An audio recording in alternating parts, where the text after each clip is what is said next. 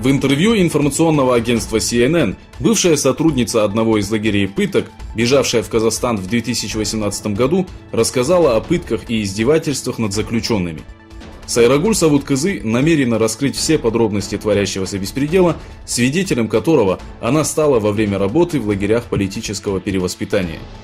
Сайрагуль заявила, что так называемые китайскими властями центры профессиональной подготовки ничем не отличаются от тюрем. Люди, находящиеся в лагерях, ни в чем не повинны. Я знаю это и сожалею, что не смогла помочь страдающим от репрессий. Мне удалось бежать в Казахстан, поэтому впредь я буду рассказывать всему миру о творящемся беззаконии в Восточном Туркестане, сказала Сайрагуль.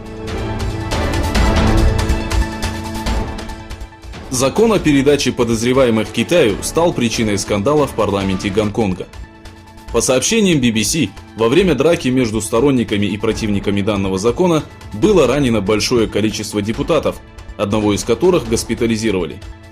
С 1898 по 1997 год Гонконг находился под управлением Англии, после чего был передан Китаю.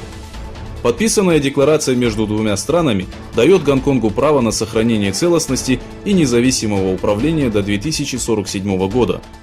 Единственным условием является следование форме «одна страна, две системы», означающая привязанность к Китаю во внешнеполитических и оборонных вопросах.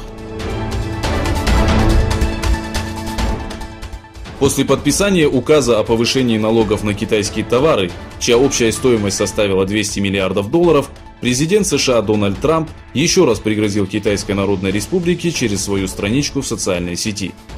За последние 2 дня было сказано много искренних слов об экономических отношениях двух государств. Я ценю дружбу моего китайского коллеги, с которым мы продолжим диалог и в будущем.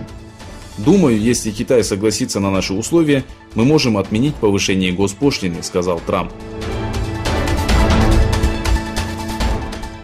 После 2-дневного перемирия на юге Триполи вновь начались столкновения между признанным всем миром правительством национального согласия и силами генерала Хафтера.